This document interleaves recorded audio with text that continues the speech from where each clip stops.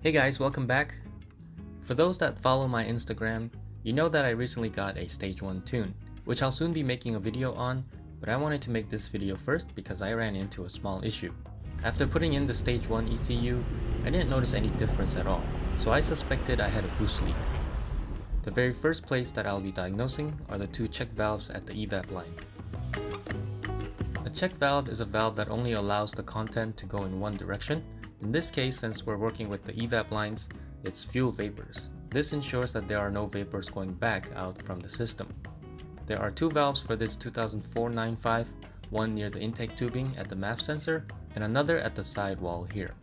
But instead of simply replacing both of these valves, I'll be updating this system to how Saab changed it on the 2005 models and on. To make it simple, Saab got rid of this hose right here that goes from the Cobra pipe T to the evap solenoid.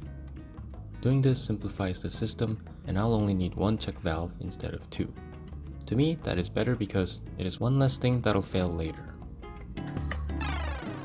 If you're not new to 9.5s, you probably have heard of the bolt mod. A lot of people do that mod as a permanent solution to low boost, but it should really be used as a temporary solution and as a troubleshooting mechanism. The basic idea of the bolt mod is to remove the check valve from the system by removing the top hose from the boost pressure controller valve here. I took a bolt that is roughly the same size as the inner diameter of the hose and zip tied it on so it blocks the hole. This will mimic a working check valve. Then I took it for a quick test drive.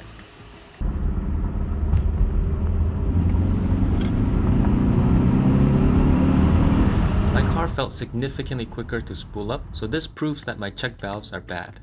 So replacing the valves is pretty straightforward, but you do need a couple of things. You need some fuel lines and new valves and hose clamps.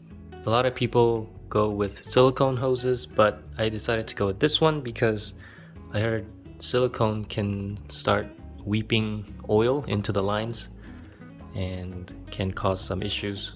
It's probably a small issue, but I still decided to go with this.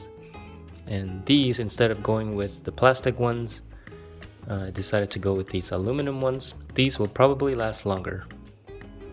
To remove the first valve near the MAP sensor, I removed the intake piping to get more space. After taking it off, I had a clear view of the hose. This is the hose that I'll be removing permanently. To better show the entire hose that we'll be replacing, I'm going through showing exactly where the hoses are.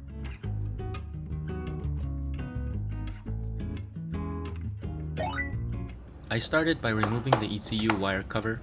This will give more room to remove the hose clamp at the throttle body.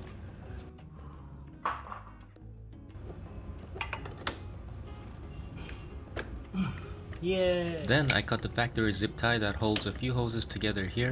Saab really used zip ties from factory. Now I don't feel bad about using zip ties everywhere. Then I removed the power steering reservoir clamp by removing the 10mm at the back side. This is optional, but it gives more room to remove the hoses. And that should be enough to free the top portion of the hoses. If you decide to keep everything the way it is and just replace the valves, I found that you really can't do that without cutting the lines because these might look like rubber hoses, but they're actually rubber covers and there's hard plastic inside these, so with these ridges it's almost impossible, at least for me, to force this out by hand. So I basically cut the rubber and the plastic as well, and that is how I removed it from the car. Maybe it's just my lack of skill or strength, but I don't see how you could take this out without damaging the hose. Alright, so I got this one off from there. Yet again, another hard plastic, but that one's easy to pull off. So all that's left is to remove the T-line from the evap solenoid here. Then I'll be connecting the new hose directly from the throttle body into the solenoid without the T, since we no longer need the other hose that goes down to the boost pressure controller valve.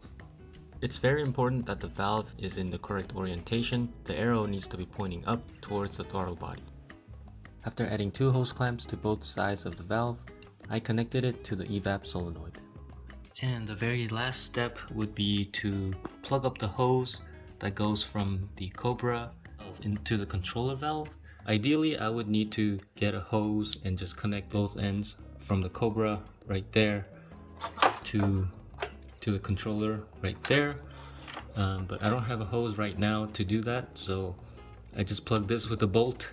It's kind of ugly, but it'll do for now. But eventually I will replace this whole thing with just one clean hose.